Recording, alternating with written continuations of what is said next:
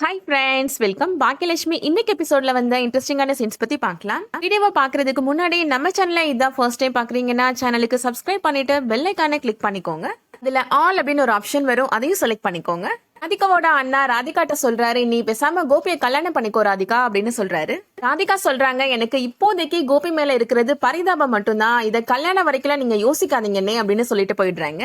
ராதிகாவோட அம்மா இப்ப ராதிகாவோட அண்ணன்ட்ட சொல்றாங்க, ராதிகா இப்ப கல்யாணம் பண்ணிக்க மாட்டேன் அப்படின்னு சொல்றதுனால கோபி மேல அவளுக்கு ஆசை இல்லாம இல்ல, அவளோட அடி மனசுல ஆசை இருக்கதான் செய்யுது அப்படின்னு சொல்றாங்க. நம்ம அவ பேச்சை கேட்டுட்டே இருந்தோம்னா கடைசி வரைக்கும் அவ ஒரு முடிவும் எடுக்க மாட்டா, கோபியை கல்யாணமும் பண்ண மாட்டா அப்படின்னு சொல்றாங்க.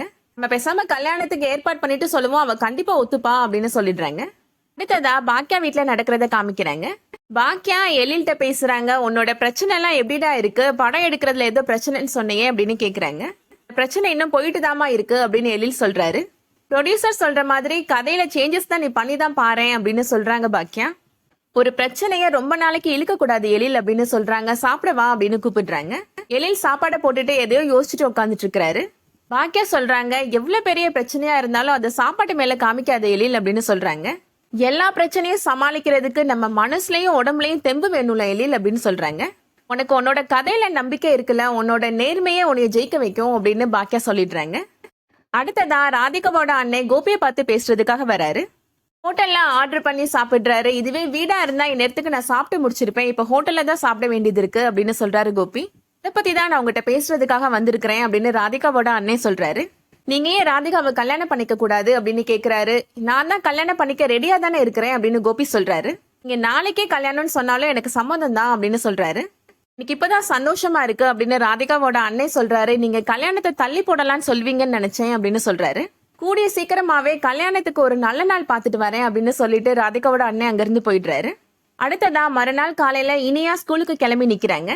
சாப்பிட்டுட்டு போ, டைம் இருக்கு அப்படின்னு சொல்றாங்க பாக்கியா. மத்தியானம் லஞ்ச் கூட உனக்கு பிடிச்சதுதான் பண்ணிருக்கிறேன் அப்படின்னு பாக்கியா சொல்றாங்க. உனக்கு சாப்பாடு செய்யறதை தவிர வேற என்னமா தெரியும் அப்படின்னு இனியா கேக்குறாங்க. மத்த எதை பத்தி நீ யோசிக்கவே மாட்டேன்லமா அப்படின்னு இனியா சொல்றாங்க. முன்னாடி டேடி இருக்கும் போதாவது காலையிலயாவது கார்ல போயிட்டு இருந்தேன், இப்போ 2 வேளையும் ஸ்கூல் பஸ்ல போகணும், எனக்கு பிடிக்கவே இல்லை அப்படின்னு சொல்றாங்க. என்னோட ஃப்ரெண்ட்ஸ்லாம் என்னை பத்தி என்ன நினைப்பாங்க அப்படின்னு இனியா சொல்றாங்க. எழில் இப்ப அங்க வராரு. என்ன இனியா, உனக்கு ஸ்கூல் பஸ்ல போக தானே பிடிக்கல, நான் கொண்டு போய் உன்னை டிராப் பண்றேன் அப்படின்னு சொல்றாரு.